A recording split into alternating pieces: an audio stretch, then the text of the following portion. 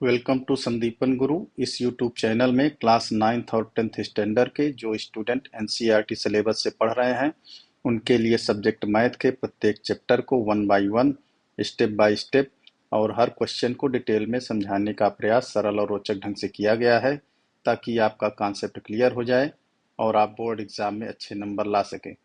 तो अपडेट को जानने के लिए चैनल को सब्सक्राइब कर लीजिए, बेल आइकन को दबा दीजिए और ज़्यादा से ज़्यादा लाइक और शेयर कीजिए। तो कॉपी पेन रेडी कर लीजिए। चलिए शुरू करते हैं आज का वीडियो। तो आज के इस वीडियो में हम ब्रिज कोर्स के अध्याय 1 संख्या बोध नंबर सेंस पर चर्चा करेंगे और इसके जो पत्रक 1.1 है और 1.2 है उनको हल करने का प्रयास करेंगे। तो चलिए शुरू करते हैं। सबसे पहले हम जानते हैं कि संख्या बोध में सबसे पहले हमको जानना है कि अंक क्या होता है। सबसे संख्या की जो सबसे छोटी इकाई है उसको कहते हैं अंक। तो अब अंक जो है इसको अंग्रेजी में डिजिट्स कहते हैं। यह जो अंक होता है वह प्रतीक या चिन्ह होता है। यदि इसकी परिभाषा की बात करें तो हम इस तरह से कह सकते हैं कि वह प्रतीक या चिन्ह जिसका प्रयोग संख्याओं को लिखने अथवा निरूपित करने के लिए किया जाता है उन्हें अंक कहते हैं। अब अंक होते कुल कितने हैं? तो अंक कुल कितने होते हैं? 0 से लेकर 9 तक। कौन कौन से? कुल 10 अंक होते हैं। कितने अंक होते हैं? 10 अंक। कौन कौन से? 0, 1, 2, 3, 4, 5, 6, 7, 8, 9। इस तरह से कुल 10 अंक होते हैं। अब संख्या क्या होती है? संख्या को अंग्रेजी में नंबर्स कहते हैं। तो वे गणितीय वस्तुएं जिनका प्रयोग गिनने और मापने के लिए किया जाता है वह संख्याएं कहलाती हैं। अब ये जो संख्याएं हैं वह अंकों से मिलकर बनी होती हैं। तो हमारी जो बेसिक इकाई है मैथ की, तो उन्हें क्या कहते हैं? अंक। अंक से ही सारी संख्याएं मिलकर बनी होती हैं। तो ये जो हमारे अंक हैं 0 से लेकर 9 तक, इन्हीं के संयोजन से बड़ी से बड़ी और छोटी से छोटी संख्याएं बनती हैं। तात्पर्य कहने का यह है कि हम कितनी भी छोटी संख्या लिखें या कितनी भी बड़ी से बड़ी संख्या लिख दें तो वह इन्हीं 10 अंकों से मिलकर बनी होती है। अब अंक जो है उनकी संख्या निश्चित होती है, 10 होते हैं।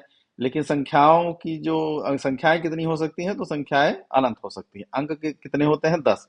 हम जितने से बड़ी संख्या लिखेंगे उसके आगे हमें एक और उससे बड़ी संख्या मिल जाएगी। तो चलिए अब हम एक्सरसाइज 1.1 संख्या बोध में पहला चैप्टर है संख्या बोध, उसमें पहली प्रश्नावली है 1.1 में अंक। तो जैसा हमने अभी आपको बताया कि अंक वे एकल प्रतीक हैं जिनका उपयोग संख्याओं को लिखने और निरूपित करने के लिए किया जाता है। दशमलव प्रणाली में कुल 10 अंक होते हैं। कौन कौन से हैं? 0, 1, 2, 3, 4, 5, 6, 7, 8, 9। तो ये आपको याद करना है और कार्यपत्रक जो दिया है इसमें सारणी दी हुई है, इसमें आपको भरना है। जैसे पहला अंक लिखा है यहाँ 0, तो इसको हिंदी में शून्य कहते हैं, अंग्रेजी में 0, ZERO, इस तरह से आपको लिखना है। फिर इसको जैसे 1 है तो यहाँ पर इसको 1 लिखेंगे और कोष्टक में क्या लिखेंगे? 1। अब जैसे 2 को बता रहे हैं, यहाँ पे देखिए उदाहरण दिया हुआ है। तो 2 को क्या लिखते हैं? हिंदी में 2 और अंग्रेजी में लिखते हैं TWO। इसी तरह 3 को आपको लिखना है। फिर 4 को हिंदी में 4 और अंग्रेजी में FOUR, 4 कहते हैं। तो इस तरह से इसको आपको अपनी कॉपी में हल करके और दिखाना है। और जो इसमें से आपको नहीं बनता है वो आपको कमेंट बॉक्स में पूछ लेना है। तो इस तरह से यहाँ पर आपको अंकों का अभ्यास करना है। जो 0 से लेकर 9 कुल 10 अंक होते हैं, तो उनको हम किस नाम से जानते हैं, कैसे लिखते हैं, कैसे अंग्रेजी में लिखते हैं, उनकी इंग्लिश क्या होती है, ये आपको अच्छे से अभ्यास कर लेना है, जिससे भविष्य में कभी आपको अंक को बारे में या डिजिट के बारे में कुछ पूछा जाए तो आपसे बन जाए। अब अंकों के आगे जब हम चलेंगे तो अंकों से ही मिलकर क्या बनती है? संख्याएं बनती हैं।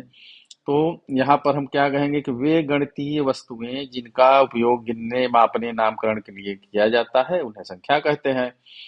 अब संख्याएं जो है इन्हीं मूल अंक जो 10 अंक होते हैं इन्हीं के संयोजन से, इन्हीं से मिलकर बनती हैं। जैसे उदाहरण के लिए फॉर एग्जांपल 45, तो इसमें 4 और 5 है।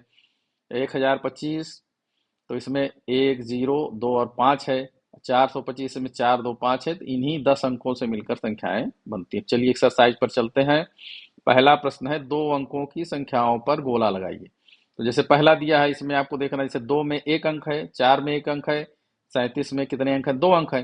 तो इस पर आपको इस तरह से सर्कल बना देना है, गोला लगा देना है। इसी तरह दूसरे में आपको देखना है तो 93 में क्या है, 2 अंक है।